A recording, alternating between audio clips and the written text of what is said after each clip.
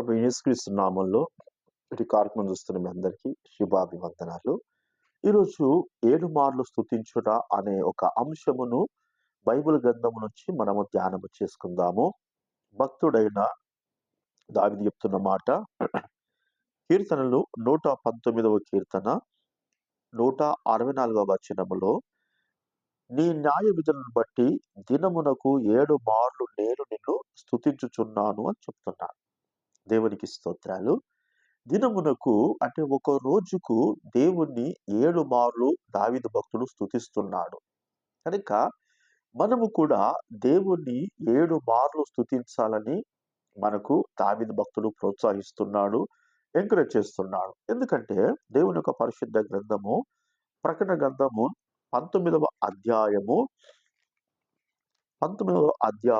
మొదటి వచనములో మనకు దేవుని యొక్క పరిశుద్ధ గ్రంథములో ఏమున్నదంటే, అటు తర్వాత బహు జనుల శబ్దం వంటి గొప్ప స్వరము పరలోకమందు ఇలాగ చెప్పగా వింటిని, ప్రభువును స్తుతించుడి అంటున్నారు. పరలోక రాజ్యములో ఏం జరుగుతుందంటే ప్రభువును స్తుతిస్తున్నారు గొప్ప శబ్దముతో. బహు జనుల శబ్దం అంటే చాలా మంది కలిసి దేవుని స్తుతిస్తున్నారు. ఎప్పుడు? మానక, ఎప్పటికీ స్తుతి స్తుతి స్తుతి స్తుతి అనేది పరలోకంలో జరుగుతున్నది. అయితే ఈ మాటకు మన బైబిల్ గ్రంథంలో ఉన్న మత్తయి గారు కూడా ఏం చెప్తున్నాడు? మత్తయి సువార్త 6వ అధ్యాయం 10వ వచనములో ఏమంటున్నాడు? నీ చిత్తము పరలోకమందు నెరవేరినట్లు భూమి యందు నెరవేరును గాక అంటున్నాడు. దేవునికి మహిమ కలుగును గాక.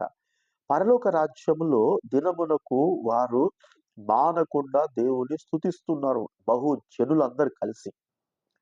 కనుక పరలోక రాజ్యములో స్తుతి జరుగుతున్నది గనుక, ఆ పరలోకములో రాజ్యములు ఏ విధంగా స్తుతి జరుగుతున్నదో, నీ చిత్తము ఆ స్తుతి అనేది భూమి మీద కూడా నెరవేరును గాక అంటున్నాడు మత్తయి గారు.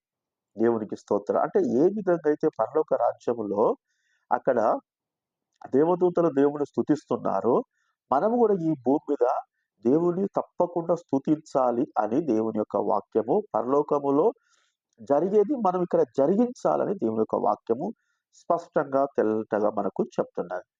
ఇక్కడ అదే మత్తయి సువార్త 12వ అధ్యాయములో, మత్తయి సువార్త 12వ అధ్యాయము 43 నుంచి మనకు చూసినట్లయితే, అపవిత్రాత్మ ఒక మనిషిని వదిలిపోయిన తర్వాత అది విశ్రాంతి వెతుకుచు నీరిన చోట తిరుగుచుండెను. విశ్రాంతి దొరకనందున నేను వచ్చిన నా ఇంటికి తిరిగి వెళ్దననుకొని వచ్చి, ఆ ఇంటిని ఎవరు లేక అది ఊడ్చి అమర్చుట చూచి వెళ్ళి తనకంటే చెడ్డవైన మరి 7 దయ్యములను వెంటబెట్టుకొని వచ్చెను. గమనించండి. దేవుడు ఏమంటున్నాడు? నీ దేహమే దేవుని యొక్క ఆలయము, ఇల్లు అంటున్నాడు. కనుక ప్రభును తెలుసుకున్న మనలో ఉన్న దురాత్మ వెళ్ళిపోయిన తర్వాత అది మనల్ని గమనిస్తూ మన వెంట తిరుగుతూ చూస్తూ ఉంటుంది.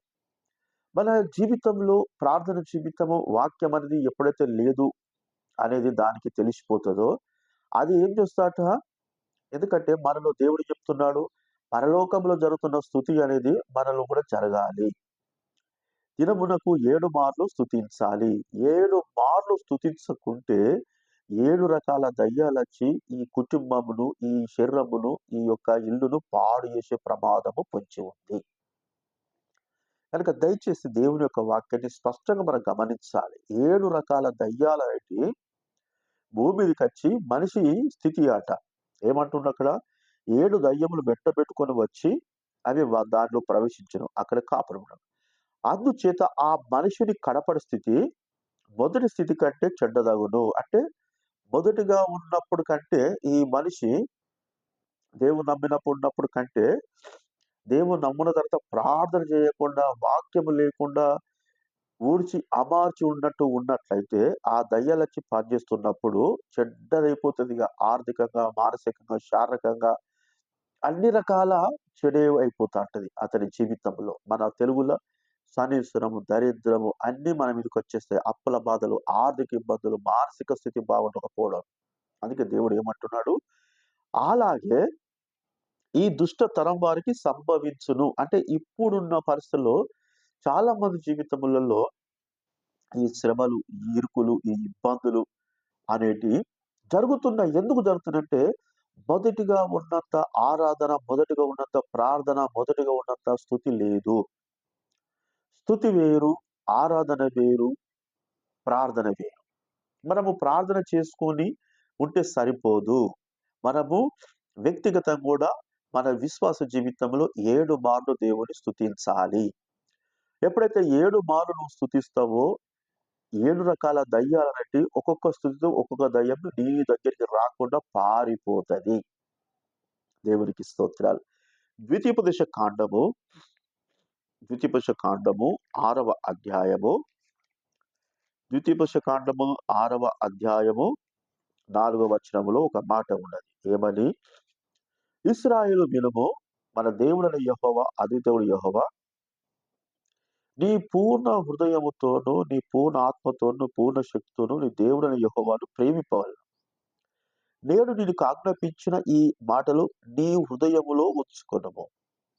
నీ ఇంట కూర్చున్నప్పుడు, త్రోవను నడిచినప్పుడు, పండుకున్నప్పుడు, లేచినప్పుడు వాటిని గురించి అంటున్నాడు. దేవునికి స్తోత్రాలు.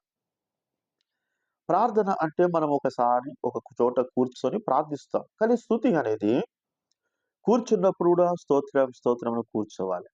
నిల్చున్నప్పుడు కూడా స్తోత్రం, స్తోత్రం అనాలి. పడుకున్నప్పుడు కూడా స్తోత్రం, స్తోత్రం అనాలి.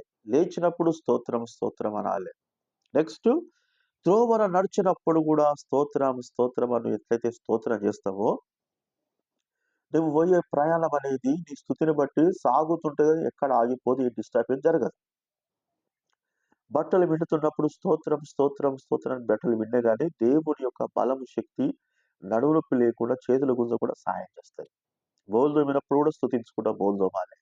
స్తుతికి, ప్రార్థనకు తేడా. ప్రార్థన అనేది ఏ పని లేకుండా మోకరించి చేసేది ప్రార్థన. స్తుతి అనేది ఎప్పుడైనా, ఎక్కడైనా, ఎట్టైనా చేయొచ్చు. అందుకే దేవుడేమంటున్నాడు? నువ్వు త్రోవన నడిచినప్పుడు కూడా స్తుతించాలంటున్నాడు. దేవునికి స్తోత్రాలు. ఇక్కడ కీర్తన గ్రంథము 91వ అధ్యాయములో 91వ అధ్యాయములో 11వ వచనం అంటున్నాడు. ఏమని? నీ మార్గములన్నిటిలో నిన్ను కాపాడుటకు ఆయన నిన్ను గూర్చి తన దూతలకు ఆజ్ఞాపించును. నువ్వు ఏ తొవ్వల వేయినా గాని నీ మార్గములో నిన్ను కాపాడుటకు నువ్వు స్తుతిస్తున్నావు గనుక, నీలో స్తుతి ఉన్నది గనుక నువ్వు స్తుతిస్తున్న సంగతి తెలిసిన దేవుడు ఆ పరలోకములో ఉన్న స్తుతిస్తున్న దేవదూతలకు చెప్పి ఆళ్ళ స్తుతిని ఆపి నీకు ప్రొటెక్షన్‌గా తన దూతను పంపిస్తాడంట. స్తుతిలో ఉన్న ఎంత శక్తి అది. దేవునికి స్తోత్రాలు. కనుక చాలా మంది ప్రార్థన చేస్తున్నారు. కానీ వ్యక్తిగత జీవితంలో స్తుతి అనేది చాలా అవసరం. బస్సులో పోతున్నప్పుడు, ట్రైన్‌లో పోతున్నప్పుడు, కూర్చున్నప్పుడు, నిల్చున్నప్పుడు, పడుకున్నప్పుడు, లేచినప్పుడు కూడా మనము తప్పకుండా దినమునకు 7 మార్లు స్తుతించాలి అని దేవుని యొక్క వాక్యము స్పష్టంగా తెలియజేస్తున్నది. ఇక్కడ లూకా సువార్త చూసినట్లయితే 8వ అధ్యాయము, లూకా సువార్త 8వ అధ్యాయము 2వ వచనం. లూకా సువార్త 8వ అధ్యాయము 2వ వచనములో ఇక్కడ 12 మంది శిష్యులు అపవిత్రాత్మలు, వ్యాధులు పోగొట్టబడిన కొందరు స్త్రీలు అనగా 7 దయ్యములు వదిలిపోయిన మగ్దలేని మరియ. దేవునికి స్తోత్రాలు. మరియకు కూడా ఏమైందట? 7 దయ్యములు పట్టినాయట. ఎప్పుడైతే యేసుక్రీస్తు ప్రభువును అంగీకరించిందో 7 దయ్యాలు వెళ్ళిపోయినాయట. అంటే దయ్యాల ప్లాన్ ఏంటిది?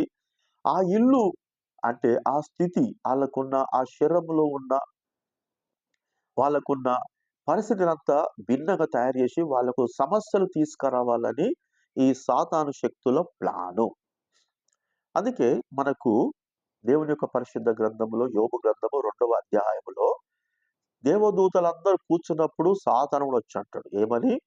దేవుడు అంటాడు. ఎక్కడికెళ్ళి వచ్చినంటే భూమి మీద అటు ఇటు తిరుగుతూ సంచరించుతూ వచ్చి తిని.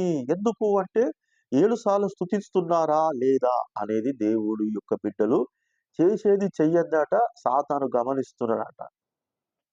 ఎవరైతే 7 మార్లు స్తుతి చేస్తలేరో వాళ్ళ దగ్గరికి 7 దయ్యాలను తీసుకొచ్చి వాళ్ళ కుటుంబాలను పాడు చేస్తున్నాడు. అందుకే ఈ తరములో జరుగుతున్నది అంటున్నాడు.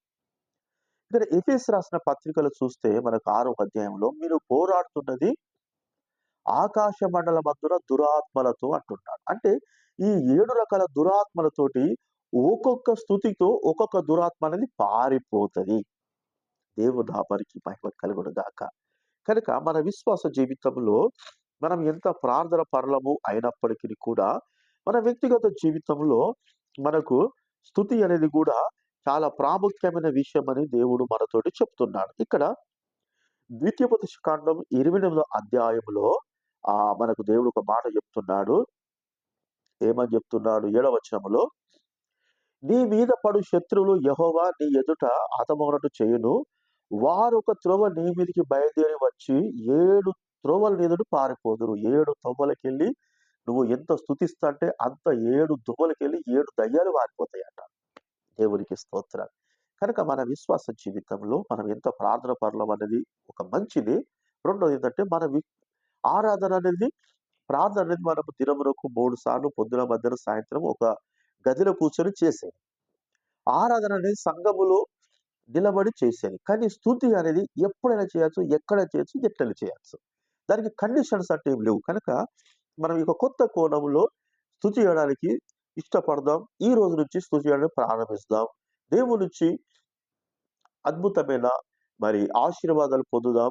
సాతానుకు భయపెట్టే విధంగా మనము, ఎందుకంటే వాడు ఎవరిని మీ ముందర వస్తున్నప్పుడు మనము మొదటిసారి వచ్చినప్పుడు మొదటి స్తుతి, రెండోసారి వచ్చిన రెండో స్తుతి, 7 సార్లు వచ్చిన 7 స్తుతులతోటి 7 తొవలకెళ్ళి పారిపోతారట. దేవునికి మహిమ కలుగును గాక. కొద్ది మాటలు ప్రభు దీవించును గాక. Amen. Thank you to all. Praise the lord.